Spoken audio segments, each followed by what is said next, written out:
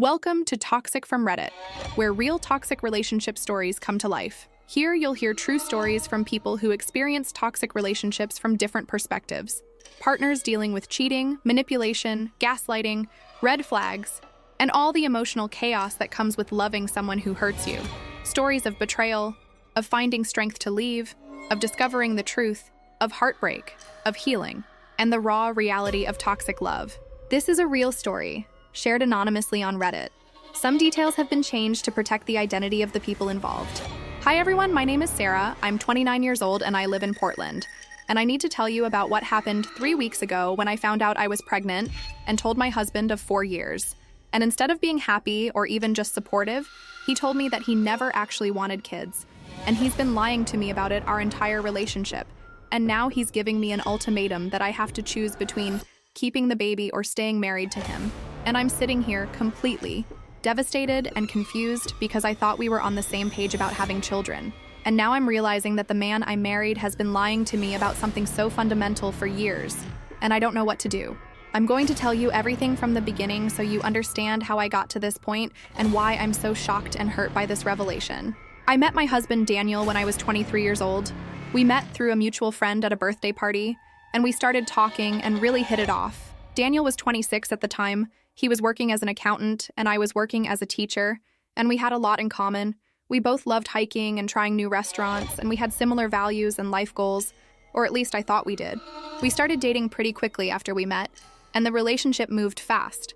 Like within 6 months, we were talking about moving in together, and within a year, we were engaged. One of the very first conversations we had when we started getting serious was about kids, because that was something that was really important to me. Like, I've always known that I wanted to be a mother. It's something I've dreamed about since I was a little girl, and I wasn't going to waste time with someone who didn't want the same thing. I remember sitting in his apartment one night, maybe 3 months into dating, and I said, Daniel, I need to know if you want kids someday because that's a deal breaker for me.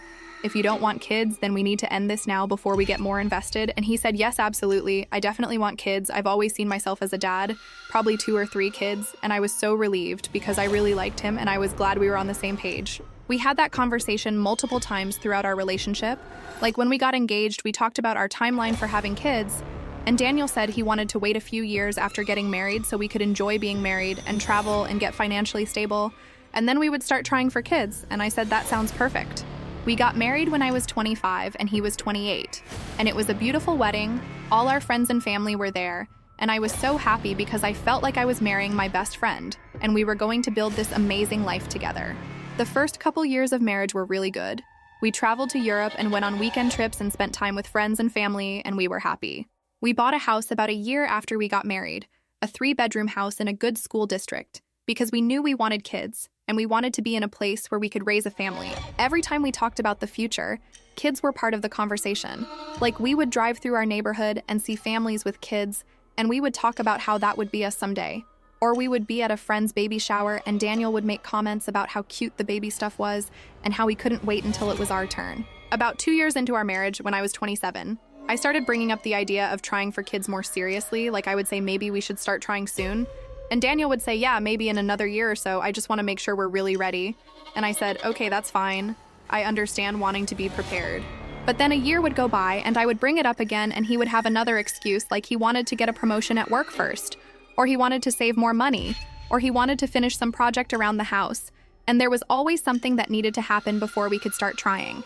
I started to get a little frustrated because I felt like he was stalling, but I tried to be understanding because I know that having kids is a big decision, and I wanted him to feel ready. We had several conversations where I expressed that I was ready to start trying, and I asked him what specifically he was waiting for, and he would say he just wanted to make sure the timing was right, and he promised we would start trying soon. He would say things like, I promise by next year we'll start trying, or once I get this promotion we'll start, and I believed him because I had no reason not to. He had always told me he wanted kids, so I thought he was just being cautious and wanting everything to be perfect. About 6 months ago, when I was 28, I had a really serious conversation with Daniel, where I said I'm not getting any younger and I want to have multiple kids, so we need to start trying soon, like within the next few months. And he said, okay, you're right. Let's do it. Let's start trying. I was so excited. I went off birth control and we started having unprotected sex. And I thought, finally, this is happening. We're going to start our family. Daniel seemed on board, like he didn't object or try to talk me out of it. and we were actively trying to get pregnant, or at least I thought we were. It took a few months, but about 3 weeks ago, I started feeling nauseous and tired, and my period was late, so I took a pregnancy test and it was positive. I was so excited, like I couldn't believe it was finally happening. I was going to be a mom. I took 3 more tests just to be sure, and they were all positive, and then I made an appointment with my doctor, and she confirmed that I was pregnant, about 6 weeks along. I was over the moon. I couldn't wait to tell Daniel. I thought he would be so happy. I planned this whole thing to tell him. I bought a little onesie that said Daddy's little one, and I put the pregnancy test in a gift box with the onesie, and I waited for him to come home from work. When he got home, I told him I had a surprise for him, and I gave him the box, and he opened it and looked at the pregnancy test and the onesie, and his face just went completely blank. He didn't smile. He didn't look excited. He just stared at it, and I said, "We're having a baby?" And he said, "What?" And I said, "I'm pregnant. We're going to be parents?" And he just kept staring at the test. I started to get a bad feeling in my stomach because this was not the reaction I was expecting. And I said, "Daniel, are you okay?" And he said, "I need to sit down." And he went and sat on the couch and put his head in his hands. I sat down next to him and said, "What's wrong? I thought you would be happy." And he said, "Sarah, I don't know how to tell you this, but I don't want kids." And I felt like the floor had dropped out from under me. I said, "What do you mean you don't want kids? We've been talking about having kids our entire relationship. We've been trying to get pregnant for months." And he said, I know I said I wanted kids, but I lied. I never wanted them. I just told you what you wanted to hear because I didn't want to lose you." I couldn't believe what I was hearing, like, I thought I was in some kind of nightmare. And I said, "You've been lying to me for 6 years about wanting kids." And he said, "Yes." And I said, "Why? Why would you do that?" And he said, "Because when we first started dating and you asked me if I wanted kids, I really liked you and I didn't want to lose you. So I said yes, even though I knew I didn't want them. And I kept thinking maybe I would change my mind eventually, but I never did." I started crying, like full-on sobbing. And I said so when we got married and bought a house and talked about our future. "You were lying the whole time." And he said, "Yes, and I'm sorry, but I can't do this. I can't be a father. I don't want kids." I said, "Daniel, I'm already pregnant. It's too late. We're having a baby." And he said, "You need to get an abortion." And I said, "What? No, I'm not getting an abortion. I want this baby." And he said, "Well, I don't. And if you keep it, then I'm leaving. I'm not going to be a father to a child I never wanted." I couldn't believe he was saying this. Like the man I married, the man I thought I knew, was telling me to get an abortion or he would leave me. And I said, "You're giving me an ultimatum. You're making me choose between you and our baby." And he said, "Yes, I guess I am, because I'm not going to be a father. I never wanted to be a father, and I'm not going to pretend like I did." I was so angry and hurt and confused, and I said, "How could you do this to me? How could you lie to me for 6 years about something so important?" And he said he didn't know what else to do. He thought maybe he would change his mind, but he never did. And he's been dreading this moment. And now that it's here, he can't go through with it. I said, "So all those times we talked about having kids, all those times you said you couldn't wait to be a dad, you were lying?" And he said, "Yes." And I said, "Did you think you could just keep lying forever? Did you think I would never actually get pregnant?" And he said, honestly, he didn't think that far ahead. He was just trying to keep me happy in the moment. I asked him why he didn't tell me the truth before we got married. Like, if he knew he didn't want kids, why did he marry me knowing how important it was to me? And he said because he loved me, and he wanted to be with me, and he thought maybe he could just keep putting it off and eventually I would give up on the idea of having kids, or maybe I would change my mind. I said, "That's insane. You can't just expect someone to give up on something that's fundamentally important to them." And he said he knows. He knows he messed up, but he can't change how he feels. He doesn't want to be a father. I asked him what specifically he doesn't want about being a father. Like, is it the responsibility, the financial burden, the lifestyle change? And he said all of it. He likes his life the way it is. He likes being able to do what he wants when he wants. He likes having disposable income and free time, and he doesn't want to give that up for a kid. He said he's never felt any desire to be a parent. He doesn't like being around kids. He doesn't find them cute or endearing, and the thought of having to take care of a baby and raise a child for 18 years makes him feel trapped and miserable. Hearing him say all of this was devastating because it made me realize that I don't actually know my husband at all. Like, the person I thought I married doesn't exist. He was just a character Daniel was playing to keep me around. I said, "If you felt this way, why did you agree to start trying for a baby 6 months ago? Why didn't you tell me then?" And he said he panicked. He didn't know what to say. And he thought maybe if we tried for a while and I didn't get pregnant, then eventually I would give up, or we could say there was a fertility issue and just not pursue it further. I said, so you were hoping I wouldn't get pregnant? And he said, yes, honestly, yes, he was hoping it wouldn't happen. I felt so betrayed and manipulated, like this man had been lying to me and stringing me along for years. And now that I was finally pregnant with the baby I had always wanted, he was trying to force me to get rid of it. I said, Daniel, I'm not getting an abortion. This is my baby and I want it. And if that means you leave, then I guess that's what happens. And he said, fine. Then I'll start looking for an apartment because I'm not staying here and playing house with a kid I never wanted. I told him to sleep in the guest room because I couldn't stand to be near him, and I spent the whole night crying and trying to process what had just happened. The next morning, I called my mom and told her everything, and she was furious. She said, Daniel is a liar and a manipulator, and I need to leave him immediately. And I said, Mom, I'm pregnant and I don't know what to do. And she said, you keep the baby and you divorce him. That's what you do. You don't stay with someone who would lie to you about something so fundamental and then try to force you to get an abortion. I called my best friend Emma and told her what happened, and she was equally shocked and angry. She said she always thought Daniel was a good guy, but clearly he's not. And she said, I need to think about what's best for me and the baby, not what's best for Daniel, because he clearly doesn't care about what's best for me. She offered to let me stay with her if I needed to get away from Daniel, and I said I might take her up on that because I don't know if I can stay in the house with him right now. Over the next few days, Daniel and I barely spoke. He was sleeping in the guest room and leaving for work early and coming home late. And when we did see each other, it was tense and awkward. About a week after I told him I was pregnant, he came to me and said he had been thinking about it, and he wanted to have a real conversation about our options. We sat down at the kitchen table and he said, Sarah, I know this is hard, but I really think you should consider getting an abortion. We're not ready for a baby. And I said, we're not ready, or you're not ready. And he said, I'm not ready, I don't want this. And I said, well, I do want this. So we're at an impasse. He said, if I keep the baby, he's going to leave. He's going to file for divorce. And he's not going to be involved in the child's life, like he'll pay child support because he's legally obligated to. But he's not going to be a dad. He's not going to come to doctor's appointments or be in the delivery room or help with feedings or diaper changes. He's going to completely remove himself from the situation. I said, so you're willing to abandon your own child? And he said, it's not my child, it's your child, because I never wanted it. And I said, that's not how it works. You're the father whether you want to be or not. And he said, biologically, yes, but emotionally and practically, no. He's not going to be a father. I asked him if he had always felt this strongly about not wanting kids or if this was something that developed over time, and he said he's never wanted kids. Even when he was younger, he never had that desire, and when his friends started having kids, he felt relieved that it wasn't him, not envious. He said he's always known that he didn't want to be a parent, but he also knew that most women want kids, so he learned to just say what they wanted to hear, and that's what he did with me. I said, so you've been lying to other women about this too? And he said yes. In past relationships, he would tell women he wanted kids eventually just to keep them around. But those relationships ended for other reasons before it became an issue. And with me, it lasted longer than he expected, and now it's become a problem. I said, Daniel, do you understand how messed up that is? You can't just lie to people about something so important. And he said he knows it's wrong, but he didn't know what else to do. He didn't want to be alone.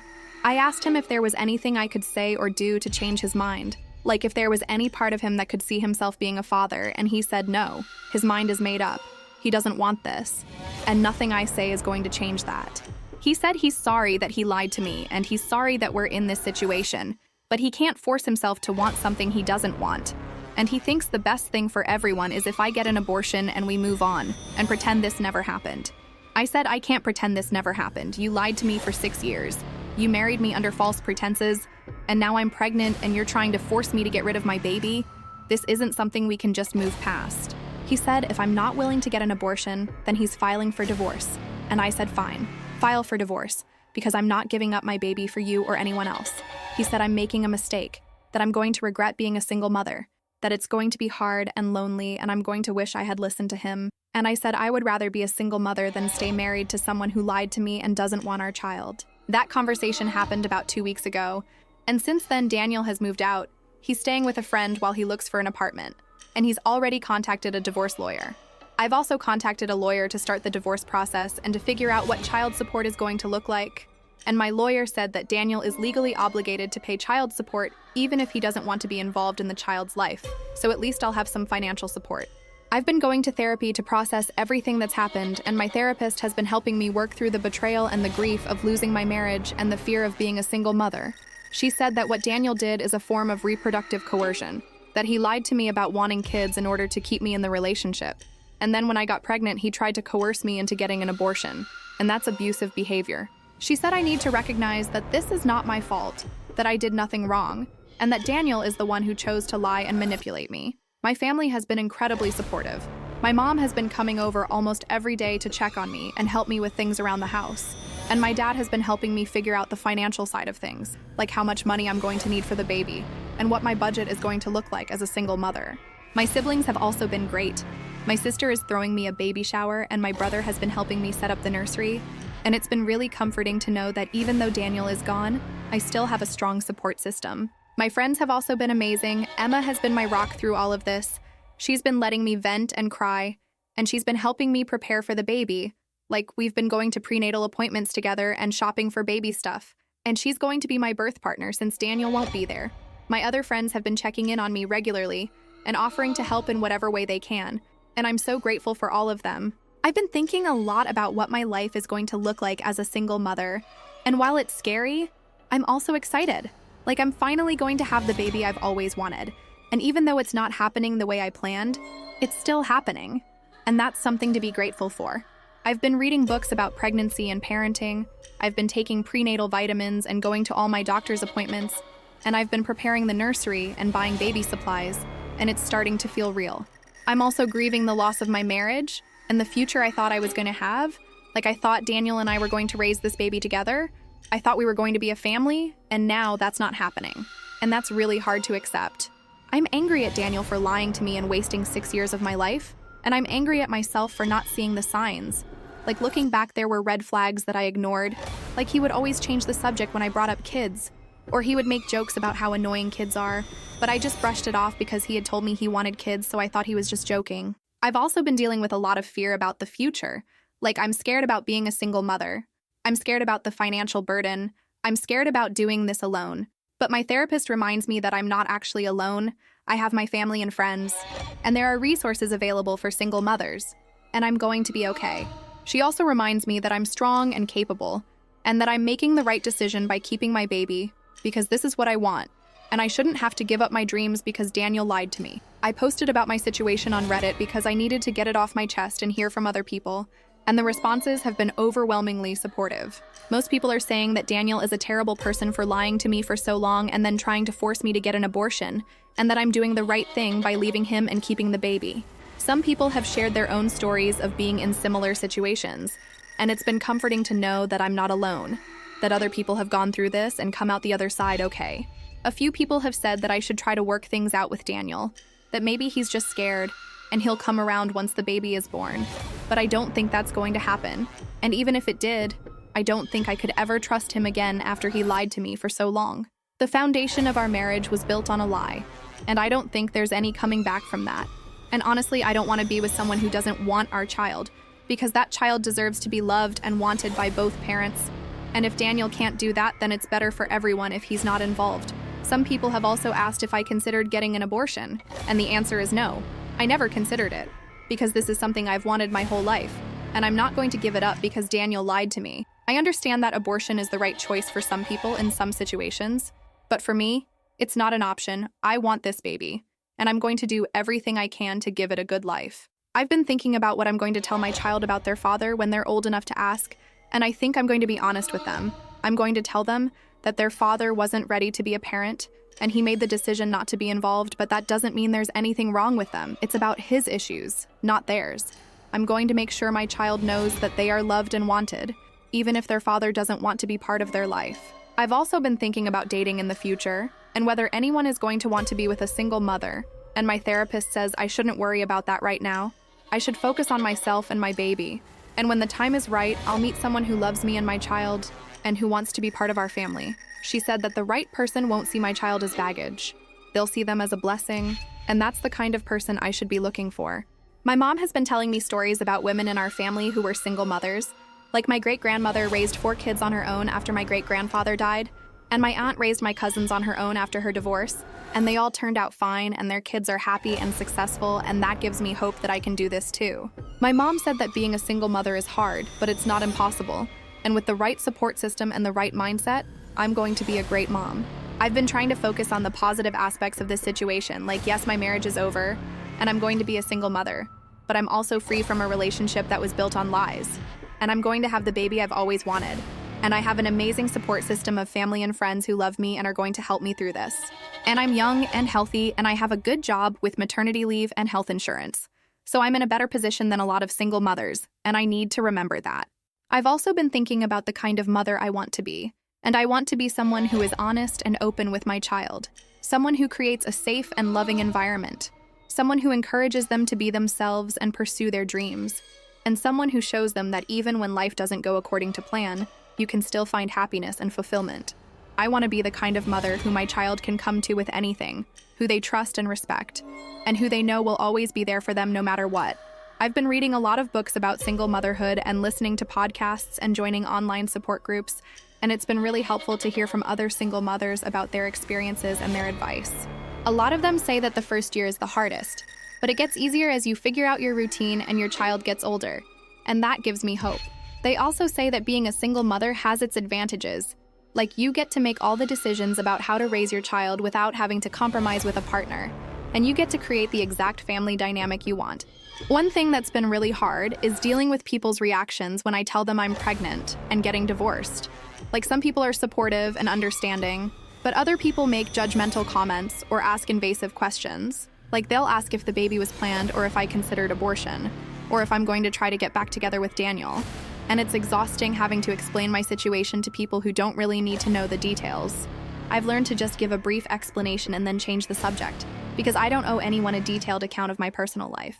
I've also been dealing with the financial reality of being a single mother.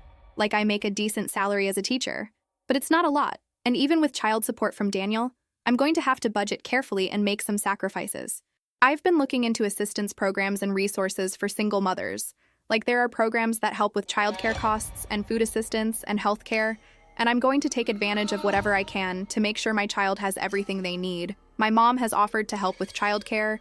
She's retired, so she has the time, and she's excited to be a grandmother, and that's going to be a huge help because childcare is so expensive. My sister has also offered to babysit whenever I need her to, and my friends have said they're happy to help out too, so I'm going to have a lot of support when it comes to childcare, which is a relief. I've been setting up the nursery in what used to be our guest room, and it's been bittersweet because I always imagined doing this with Daniel. Like I thought we would pick out the crib together and paint the walls together and get excited about all the baby stuff together, but instead I'm doing it alone, or with my mom and sister and friends. But in a way, it's also empowering, because I get to make all the decisions and create exactly the space I want for my baby, and I don't have to compromise or consider anyone else's opinion. I've chosen a gender-neutral color scheme for the nursery, soft greens and yellows, because I don't know the sex of the baby yet. I'm going to find out at my next ultrasound in a couple weeks. Part of me wants to know so I can plan and prepare, but part of me wants to be surprised, and I haven't decided yet. My mom says it doesn't matter either way, that I'm going to love my baby no matter what, and she's right. I've been thinking about names, and I've made a list of names I like for both boys and girls, and I've been asking my family and friends for their opinions, and it's been fun to think about what I'm going to call my baby. I've decided that I'm not going to give the baby Daniel's last name. I'm going to give them my last name, because Daniel has made it clear that he doesn't want to be part of this child's life, so I don't think he deserves to have his name attached to them. I've also been thinking about what I'm going to do if Daniel changes his mind in the future and decides he wants to be involved, like if the baby is born and he suddenly has a change of heart and wants to be a dad. My lawyer says that he has parental rights, and if he wants visitation or custody, he can petition the court for it. But given that he's made it very clear that he doesn't want to be involved, she doesn't think that's likely to happen. And honestly, I don't know if I would want him to be involved at that point, because I don't want my child to have a father who is only there out of obligation or guilt. I want them to have a father who genuinely wants to be there, and I don't think Daniel is capable of that. I've been going to a support group for single mothers, and it's been really helpful to talk to other women who are in similar situations. Like some of them are divorced, some of them were never married, some of them have supportive co-parents, and some of them are doing it completely alone. And hearing their stories and their advice has been really valuable. They've given me practical tips about things like how to manage sleep deprivation, and how to ask for help, and how to take care of myself while also taking care of a baby. And I've been taking notes and trying to absorb as much information as I can. One of the women in the group told me that the best advice she ever got was to lower my expectations and give myself grace, that I'm not going to be a perfect mother, and that's okay. that there are going to be days when I'm exhausted and overwhelmed and I feel like I'm failing. But that doesn't mean I am failing, it just means I'm human. She said that as long as my baby is fed and safe and loved, I'm doing a good job. And I need to remember that and not be so hard on myself. I've been trying to take care of myself during this pregnancy. Like I've been eating healthy and exercising and getting enough sleep, and I've been going to all my prenatal appointments and following my doctor's advice. My doctor knows about my situation with Daniel, and she's been really supportive. She's given me resources for mental health support, and she's been checking in on me to make sure I'm doing okay emotionally as well as physically. The pregnancy itself has been going well. I had some morning sickness in the first trimester, but that's mostly past now. And I'm in my second trimester, and I'm starting to show, like, I have a little baby bump now. And it's exciting to see my body changing and to know that there's a baby growing inside me. I felt the baby move for the first time last week. It was just a little flutter, but it was amazing, and it made everything feel so much more real. I've been taking lots of pictures to document the pregnancy, like I've been taking weekly bump photos, and I've been keeping a journal where I write letters to the baby, telling them about what's going on and how I'm feeling and how excited I am to meet them. I want to be able to show them these things when they're older, so they know how much they were wanted and loved even before they were born. I've been thinking about the kind of life I want to create for my child, and I want to give them a happy, stable, loving home, even if it's just the two of us. I want to make sure they have opportunities and experiences. Like I want to take them to museums and parks and libraries. I want to read to them every night.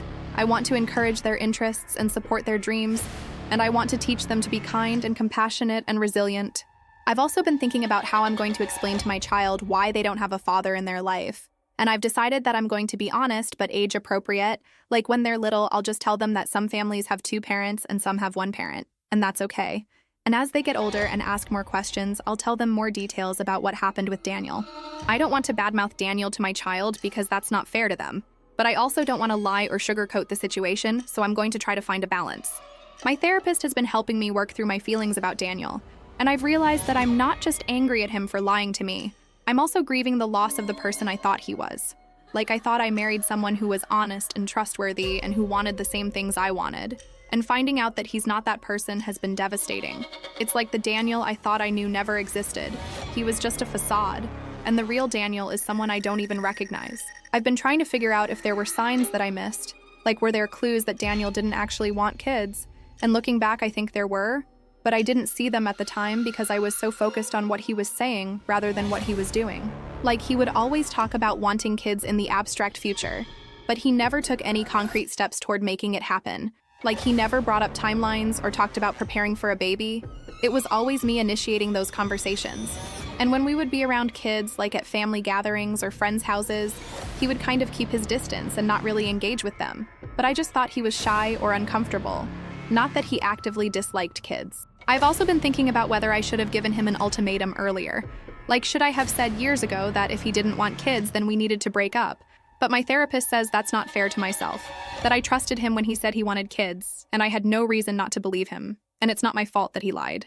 She said that I can't blame myself for not seeing through his lies, that he was deliberately deceiving me, and that's on him, not me. I've been wondering if Daniel is going to regret his decision, like if he's going to look back in 10 or 20 years and wish he had been part of his child's life. And honestly, I don't know. Maybe he will and maybe he won't, but that's not my problem. That's something he's going to have to live with. My job is to focus on my child and make sure they have the best life possible. And if Daniel wants to miss out on that, that's his choice.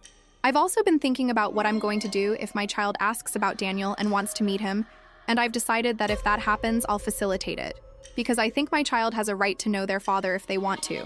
But I'm also going to make sure they understand the situation, and that they're prepared for the possibility that Daniel might reject them or not want a relationship with them. I don't want my child to get hurt, but I also don't want to keep them from their father if that's something they want. My lawyer has been working on the divorce, and she says it should be pretty straightforward since we don't have kids yet. Well, we do, but the baby isn't born yet, and we don't have a lot of shared assets, like we own the house together, but we're going to sell it and split the proceeds. Daniel has agreed to pay child support, and my lawyer is making sure that's written into the divorce agreement so that it's legally binding, and he can't back out of it later. I've been looking for a new place to live, somewhere smaller and more affordable since I'm going to be on a single income. And I found a nice 2-bedroom apartment in a good neighborhood with good schools. And I'm going to move in next month. It's going to be a fresh start, a new place where I can create a home for me and my baby without any memories of Daniel. I've been purging a lot of stuff from the house, like I've been going through all of Daniel's things that he left behind and either giving them to him or donating them, and I've been getting rid of things that remind me of him or of our marriage, like our wedding photos and gifts we got together, and it's been cathartic to let go of all of that. I'm keeping a few things for the baby. Like if they ever want to know about their father, I'll have some photos and information to show them. But other than that, I'm trying to move forward and not dwell on the past.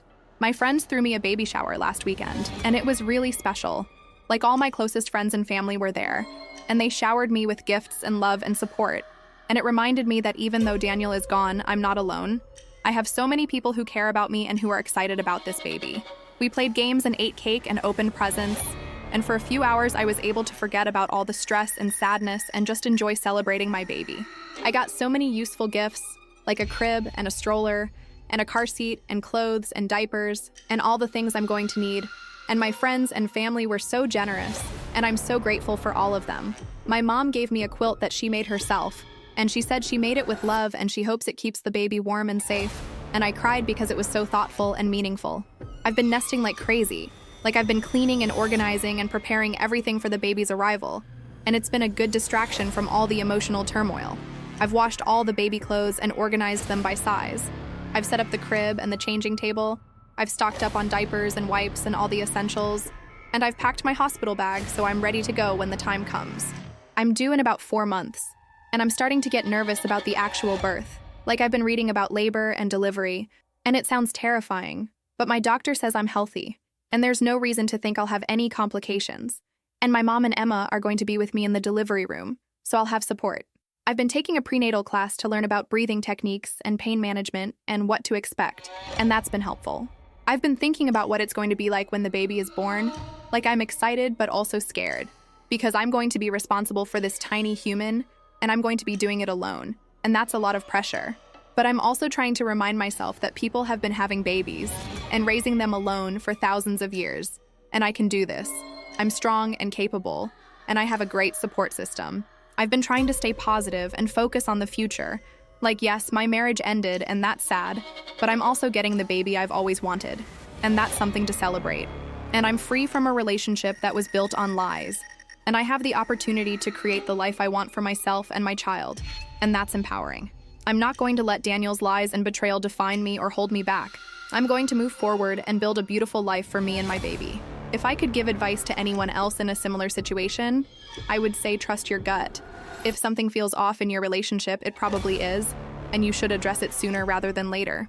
I would say that you should have serious conversations about important topics like kids and marriage and finances early in the relationship, and you should pay attention to whether your partner's actions match their words, because talk is cheap. And I would say that if you find out your partner has been lying to you about something fundamental, you need to seriously consider whether that's a relationship worth staying in, because trust is the foundation of any relationship, and without it, you have nothing. I would also say that if you're pregnant and your partner doesn't want the baby, you need to do what's right for you, not what's right for them, because it's your body and your life, and you're the one who has to live with the decision. And I would say that being a single mother is hard, but it's not the end of the world. And with the right support system and the right mindset, you can do it, and you can do it well. I don't know what the future holds for me and my baby, but I'm trying to stay hopeful and positive, and I'm trying to focus on the things I can control, like preparing for the baby's arrival and taking care of myself and building a strong support system. I know there are going to be hard days ahead, but I also know that there are going to be beautiful moments, like holding my baby for the first time and watching them grow and seeing them smile and hearing them laugh. And those moments are going to make all of this worth it. Thank you for reading my story, and for any advice or support you can offer. It really helps to know I'm not alone in this. And if you've been through something similar, I would love to hear how you got through it and what your life looks like now. I'm trying to stay strong and believe that everything is going to work out the way it's supposed to, and I hope that by sharing my story, I can help someone else who might be in a similar situation realize that they're not alone and they can get through this too.